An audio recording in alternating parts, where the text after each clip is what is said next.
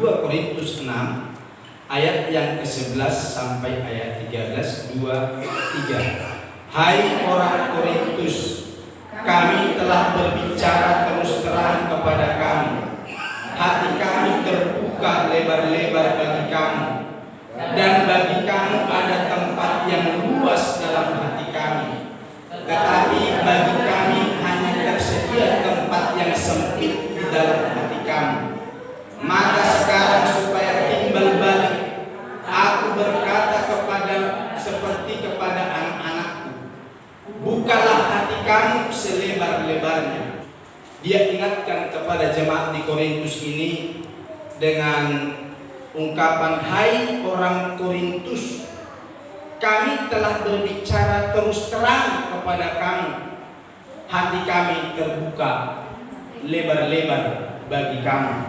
Tidak ada yang disembunyikan Paulus soal kebenaran yang mau dia sampaikan kepada jemaat di Korintus.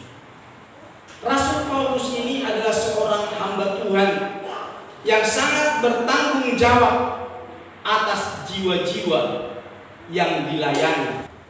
Paulus melayani tidak sekedar melayani, tidak asal melayani, tapi melayani dengan segenap hati. Dia mencurahkan hatinya dalam pelayanan. Dia benar-benar mengajar dan mengungkap kebenaran kepada setiap orang di mana dia melayani. Paulus membawa jemaat ini kepada rencana yang baik sampai kepada tujuannya Tuhan dalam kerajaan kekal. Tidak asal, tapi sungguh-sungguh dia punya motivasi yang serius. Dia memiliki hati yang sungguh-sungguh membawa jemaat kepada rencana Tuhan yang sangat indah. Ini saudara, luar biasa Paulus ini dalam melayani Tuhan. Paulus juga melayani tidak sekedar melihat jumlah. Ada banyak orang yang berkumpul dilayani, tidak begitu saudara-saudara, tidak sekedar begitu. Bagus memang kalau banyak, tapi kalau tidak sampai kepada rencana Allah, Paulus merasa gagal dalam pelayanan. Maka Paulus itu dengan segenap hatinya dicurahkan dalam pelayanan. Bagaimana jemaat berapapun yang ada, dia serius melayani. Tidak tergantung dengan jumlah Paulus itu, tapi bagaimana orang yang berkumpul, orang yang siap, dan orang yang dilayani oleh Paulus itu benar-benar dipersiapkan untuk satu kerajaan yang kekal. Itu pelayanan yang murni, pelayanan yang luar biasa yang seperti ini. Maka Paulus bilang dalam ayat ini tadi, hai orang Korintus, kami telah berbicara terus terang kepada kamu. Hati kami terbuka lebar-lebar bagi kamu. Sangat memperhatikan kualitas pelayanan itu Paulus. Tidak sekedar jumlah, tapi dia benar-benar perhatikan kualitas dari pelayanan itu, ya. Kualitas rohani jemaat yang dilayani, dan benar-benar mereka siap menantikan kedatangan Tuhan. Hal ini mengingatkan kepada kita semua saat kita melayani Tuhan. Mari kita melayani dengan sungguh-sungguh. Amin. Tidak sekedar karena jadwal yang rutin setiap bulan kita ada, tapi seluruh pelayanan yang diberikan kepada kita lakukan penuh dengan tanggung jawab. Kita beri dengan hati yang tulus. Kita beri waktu terbaik kita kepada Tuhan. Tidak sekedar hanya ingin tampil, benar-benar persiapkan diri kita di dalam pelayanan. Amin. Kita beri hati kita kepada Tuhan. Jangan karena ada satu embel-embel, ya, karena ada satu motivasi yang lain begitu dalam melayani. ingin dipuji, ingin dihormati, begitu dan lain-lainnya. Tidak. Kita itu hamba, kita itu keset, tidak ada arti apa-apa, sama seperti Yesus. Ya, dia adalah benar-benar menghambakan dirinya.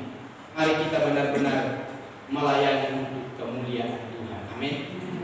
Melayani biarlah Tuhan yang dihormati. Artinya apa? Pelayanan yang diberikan Paulus adalah pelayanan yang murni. Firman Tuhan yang disampaikan oleh Paulus adalah firman Tuhan yang murni. Dia siap dikoreksi. Maka dikatakan dalam bagian ini, hati kami terbuka lebar-lebar bagi kami. Tidak ada yang disembunyikan, tapi semua tercurah dan tidak ada yang disembunyikan. Saya menyampaikan kebenaran yang sesungguhnya. Saya tidak ada motivasi lain di sini. Gitu Paulus. Hati kami terbuka lebar-lebar. Bapak Ibu Saudara yang dikasihi Tuhan, adakah pelayanan yang tidak murni? Paulus menjawab ada. Ada banyak rupa-rupa pelayanan, tapi pelayanan itu bukanlah pelayanan yang murni. Pelayanan itu adalah pelayanan yang memiliki motivasi yang lain, pelayanan yang berbelok dari sesungguhnya dari kebenaran itu. Saudara, ayo kita lihat. Maka Paulus bilang, hati kami terbuka lebar-lebar. Yang lain berbeda. Sebab kami tidak sama dengan banyak orang yang lain yang mencari keuntungan dari firman Allah. Sebaliknya dalam Kristus kami berbicara sebagaimana apa adanya. Tidak ada hal yang kami sembunyikan tentang Kristus. Kami bicarakan itu sesungguhnya dengan maksud-maksud murni atas perintah Allah di hadapannya. Kami tidak sama dengan banyak orang lain yang mencari keuntungan. Puji Tuhan. Mari kekasih dalam Tuhan Yesus Kristus, kita mau belajar melayani dengan tidak ada motivasi yang di luar memuliakan Tuhan. Yakinlah, ketika kita melayani Tuhan dengan setulus hati, dengan semurni-murninya, Tuhan tidak pernah tinggalkan dan biarkan kita dalam pelayanan. Amin. Tuhan akan bertanggung jawab penuh kepada kita. Yakin, saya memiliki kepercayaan itu. Karena Tuhan yang kita layani adalah Tuhan yang besar. Tuhan yang hebat. Kita mau buktikan itu. Kita mau yakini itu. Bahwa Tuhan sungguh-sungguh bertanggung jawab atas kita. Itu pelayanan. Maka Paulus, hati kami terbuka lebar-lebar bagi kamu. Tidak ada yang tersembunyi. Kami tidak sama dengan banyak orang lain yang mencari keuntungan dari firman Allah. Sebaliknya, dalam Kristus kami berbicara sebagaimana mesti. Kalau memang berkat, pasti Paulus sampaikan berkat. Kalau bukan, tidak diiming-imingi begitu. Tapi sampaikan kebenaran yang sesungguhnya. Jadi Tuhan, kita lihat yang lainnya. Galatia pasal 1 ayat 6, 7 dan ayat yang ke-10. Aku heran bahwa kamu begitu lekas berbalik daripada Dia yang oleh kasih karunia Kristus telah memanggil kamu dan mengikuti suatu Injil yang sebenarnya bukan Injil.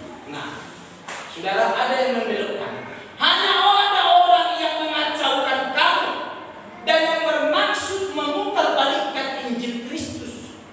Jadi bagaimana sekarang?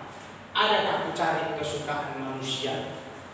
Mungkin orang lain begitu. Aku sampaikan kebenaran yang sesungguhnya.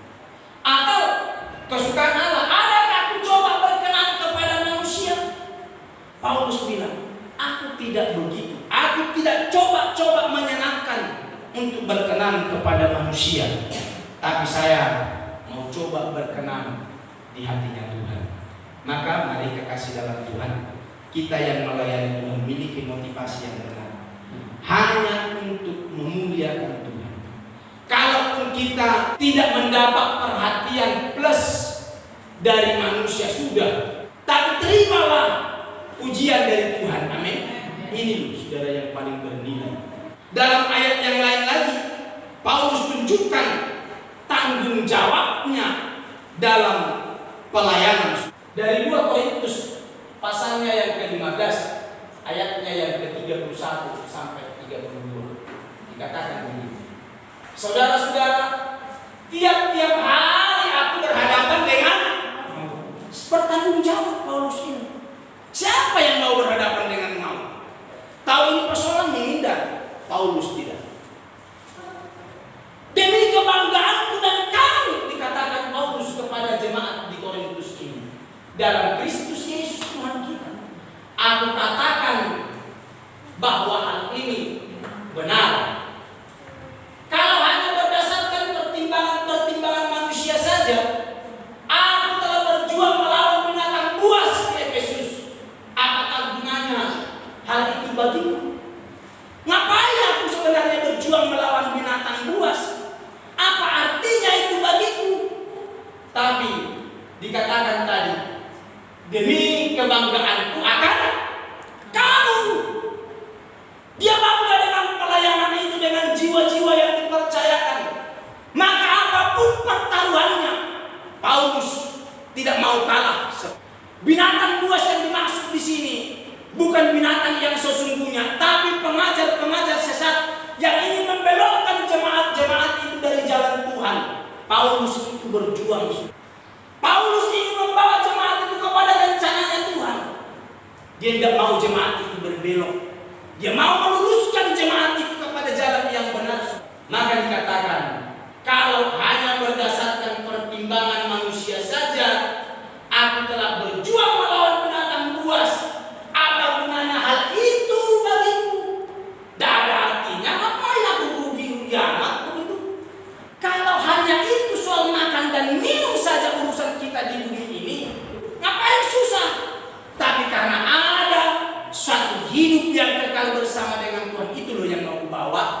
Hebat Paulus ini kan, punya tanggung jawab dalam pelayanan. Dia tidak mau kalau Paulus hanya berpikir soal hal-hal dunia.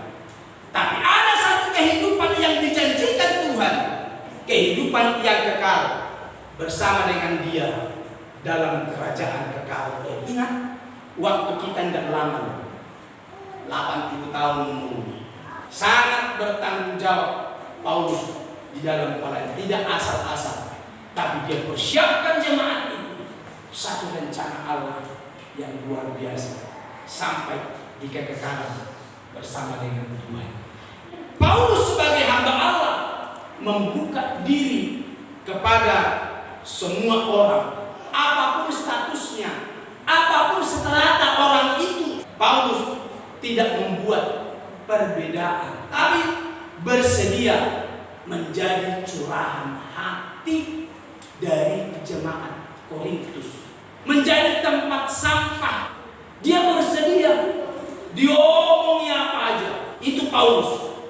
Paulus ini sungguh luar biasa, bisa menerima semua kalangan, diterima oleh Paulus dan diberi hati yang luas kepada semua. Gereja-gereja besar kan sudah tersedia ada tim konselor, tim seperti itu untuk menerima, menampung semua apa yang menjadi keluhan dari jemaat-jemaat. Orang mau konseling, dia pergi kepada konselor, begitu saudara-saudara. Ya, sampaikan unek-uneknya. Memang harus bersedia menjadi curahan hati yang begitu. 12 bagian B. Tetapi bagi kami hanya tersedia apa?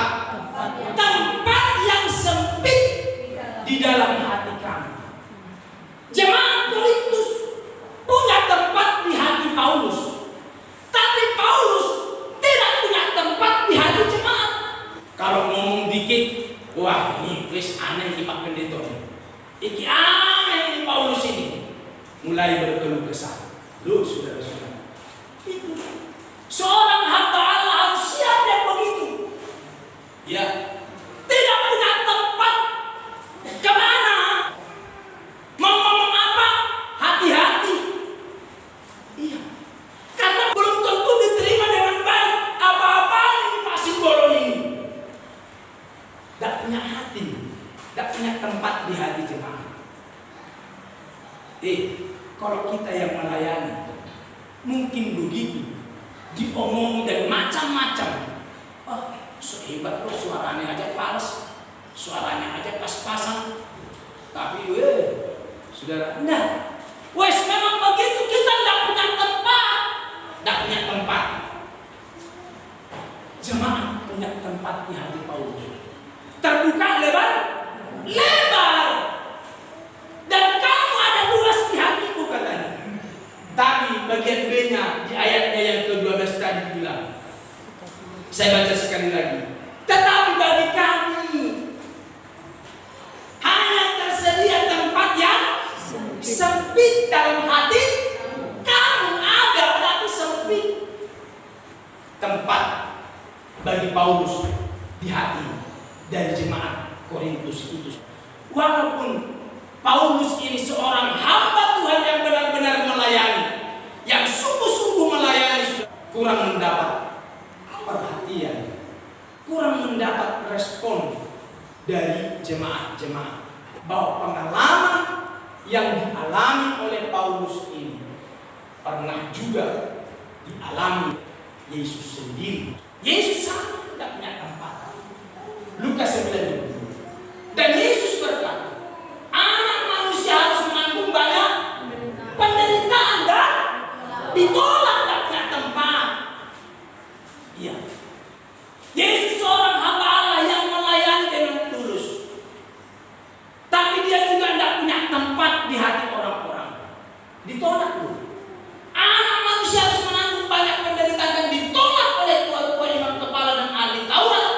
Lalu dibunuh dan dibangkitkan pada hari yang ketiga.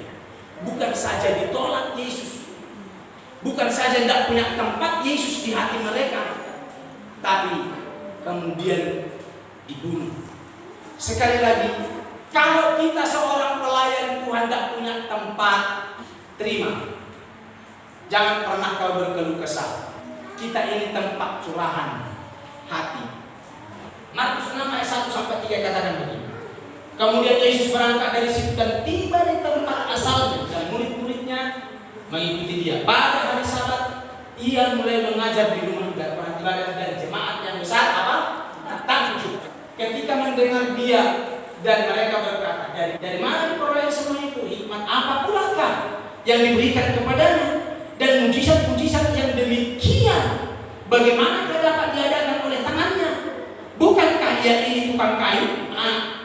Maria, saudara Yakobus, Yoses, Yudas, dan Simon, dan bukankah saudara-saudaranya yang perempuan ada bersama kita? Lalu mereka kecewa, menolak Yesus. Perhatikan, sudah genap, pelayanannya luar biasa. Orang sakit dipulihkan, disembuhkan, dan mengalami hal-hal yang hebat, saudara-saudara. Ada kesembuhan ketika dia melayani di bait Allah itu. Ada pemulihan terjadi, tapi mereka kecewa menolak dia karena tahu dia adalah anak seorang tukang kayu. Kita lebih terhormat tuh daripada kuli itu, kan gitu, saudara-saudara. Bapaknya aku kenal kok tukang kayu, masa anaknya begitu? Allah, apa itu? Ditolak, tidak diterima. Manusia itu begitu, saudara-saudara. Kalau ada stratanya lebih tinggi, maka dia melihat yang lain itu, ini aku sampai buang aja sama gitu, saudara-saudara. Kita sebagai anak Tuhan jangan pernah lihat orang itu dari mana, ya. Tapi lihatlah bagaimana Tuhan pakai orang itu. Gitu aja, saudara-saudara. Jangan pernah merendahkan orang lain. Sok-sokan ini, aku tahu rumahnya, aku tahu rumahnya. Begitu, saudara-saudara. Aku tahu ekonominya. Tidak itu. Ya, tidak itu. Ini loh. Karena seperti itulah mereka kecewa dan menolak dia. Itu Yesus mengalami penolakan. Ya, coba lihat yang lain. Ini lagi. Matius 12, 22, 24 sampai 27, 28. Kemudian dibawalah kepada Yesus seorang yang kerasukan setan. Orang itu buta, bisu. Lalu Yesus menyembuhkannya, sehingga si bisu itu berkata-kata dan melihat si buta itu. Maka takjublah sekalian orang banyak itu, katanya, yang ini agaknya, loh, mulai ragu kan? Tapi ketika orang Farisi mendengarnya, mereka berkata, dengan Beelzebul, penghulu setan, yang mengusir setan, tidak terima. Masa dia lakukan itu? Itu kuasa setan mengusir setan. Loh, dibilang Yesus kuasa setan. Jadi jika aku mengusir setan, kata Yesus, dengan kuasa apa kamu disebut? Dengan kuasa siapa pengikut mengusirnya? Dibalik sama dia. Kok ini kuasa setan? Nah, kuasa setan itu siapa yang mengusir? Gitu, saudara. Sebab itu mereka lah yang akan terjadi. Tetapi jika aku mengusir setan dengan kuasa Roh Allah, maka sesungguhnya kerajaan Allah sudah datang kepadamu. Bahwa aku mengusir setan adalah dengan kuasa Allah, bukan dengan kuasa setan mengusir setan. Artinya yang kita mau bilang di sini, Yesus itu ditolak. Kalau Paulus juga mengalami penolakan tadi, ya, bahwa dikatakan di ayatnya ayat 12 bagian B, tetapi bagi kami hanya tersedia tempat yang sempit dalam hati kami. Kami tidak punya tempat, mengalami penolakan di hati kami. Yesus sudah mengalami hal itu lebih dulu, dan bukan saja mengalami penolakan, tapi dia mati, disalibkan, saudara-saudara. Ya, tadi sudah diberikan di awal. Tapi kita lihat satu ayat lagi, Matius 20, yuk. Matius 20, 18, 19. Sekarang kita pergi ke Yerusalem, dan Anak Manusia akan diserahkan kepada imam-imam kepala dan ahli Taurat, dan mereka akan menjatuhi dia hukuman mati. Tidak cuma ditolak, tapi mau dijatuhi hukuman mati. Dan mereka akan menyerahkan dia kepada bangsa-bangsa yang tidak mengenal Allah, supaya diolok-olokkan, disesah, disalibkan, dan pada hari ketiga akan dibangkitkan. Bukan cuma ditolak Yesus itu, salibkan dia. Apa artinya? Bapak Ibu yang dikasih Tuhan, sekali lagi saat kita melayani, jangan pernah mengharapkan mendapatkan satu pujian dari manusia. Jangan pernah mengharapkan kau akan disanjung-sanjung, dipuji-puji, tidak. Tapi direndahkan, ya mungkin. Ya, kau direndahkan, dilecehkan mungkin. Tapi jangan pernah kau kecewa dengan itu. Amin. Kita melayani, purlah melayani sama seperti Paulus itu, sekalipun tidak punya tempat di hati jemaat Korintus. Pure melayani, Pak, dari Tuhan. Amin. Yohanes 12. Barang siapa melayani aku, ya harus mengikut aku di mana aku berada, dan di situ pun pelayanku akan berada. Barang siapa melayani aku, dia akan dihormati Bapa. Jangan pernah dapat pujian, kehormatan, dan pujian hanya dari Tuhan. Ya, layani Tuhan apapun bentuknya, layani dia. Jangan pernah ingin dipuji-puji, jangan pernah ingin disanjung-sanjung. 2 Korintus 6 ayat 13. Maka sekarang supaya timbal balik, ada keseimbangan. Aku berkata seperti kepada anak. Aku bicara kepada kamu, kepada anak-anakku, kata Paulus. Bukalah hati kamu selebar-lebarnya. Bukalah hati kamu selebar, supaya timbal balik, supaya ada keseimbangan. Bukalah hati kamu selebar-lebarnya. Mau tidak, saudara-saudara? Paulus tidak ingin jemaat itu tutup-tutup hatinya. Paulus sampai memposisikan dirinya seperti bapak dengan anak. Bukalah hati kamu selebar-lebarnya, jangan tutup. Di mana sih bapak yang mengajari anaknya sesuatu yang jahat? Nak, kau besar besok jadi penggarong ya. Tidak ada. Kalau menjadi penggarong, tapi orang tuanya itu pasti mengajarkan yang baik-baik kepada anak. Tidak pernah anak itu dituntun, kau nanti jadi penggarong. Artinya mau bilang di sini, saudara-saudara, Paulus itu sebagai orang tua, sebagai bapak terhadap anak-anaknya, tentulah mengajari hal-hal yang baik. Tesalonika 2, 11-12. Kamu tahu betapa kami seperti bapak terhadap anak-anak, telah menasihati kamu, menguatkan hati kamu, seorang demi seorang, kata Paulus.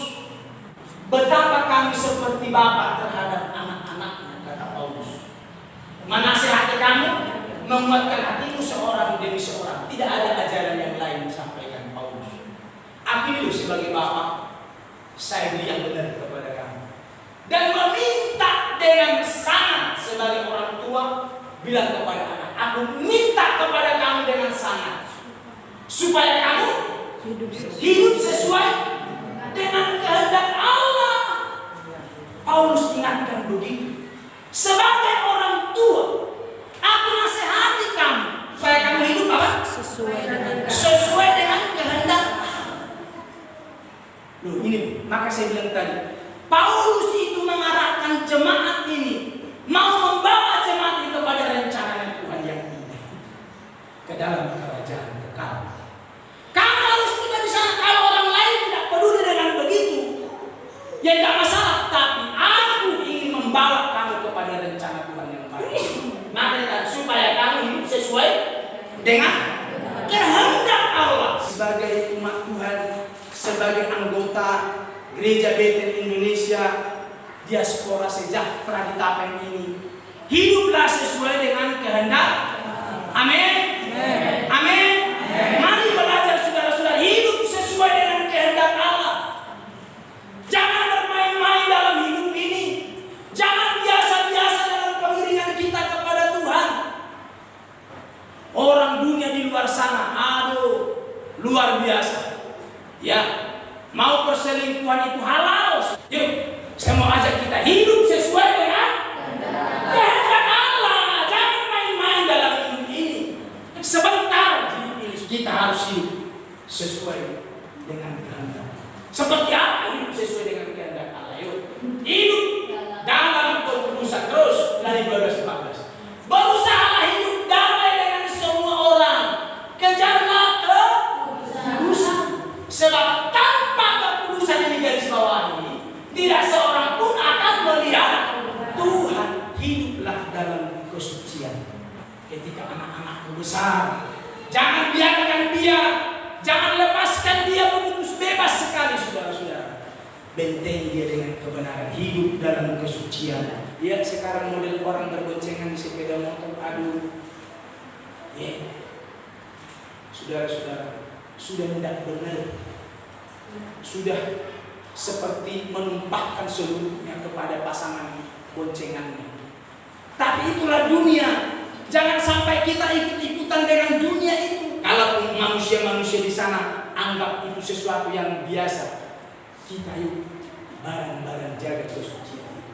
Ya, jaga kekudusan hidup. Itu bedanya kita anak Tuhan. Yuk yang kedua, hidup yang berbuah. Filipi 1:21-22. Karena bagiku hidup adalah Kristus dan mati adalah keuntungan. Hidup bagiku ini Kristus. Itulah yang mengungkapkan hati Tuhan tadi. Ya. Tapi jika aku mati adalah keuntungan, maka itu keduanya bilang. Tetapi jika aku harus hidup di dunia ini, apa? Harus memberi buah. Yang ketiga, mati untuk dunia, hidup untuk Tuhan. Yuk. Kolose 3:5.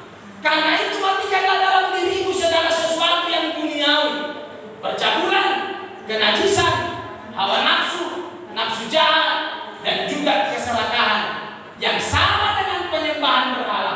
Semua itu mendatangkan murka Allah atas orang-orang durhaka. Matikan, ya, hidup kita untuk dunia dan hiduplah untuk Tuhan, supaya kita hidup sesuai dengan kehendak Allah. Dalam 3 hal ini, mari kita belajar. Buka hati kamu selebar-lebarnya, supaya ada keseimbangan. Terima kebenaran, terima firman Tuhan, hiduplah dalam kesukaannya Tuhan.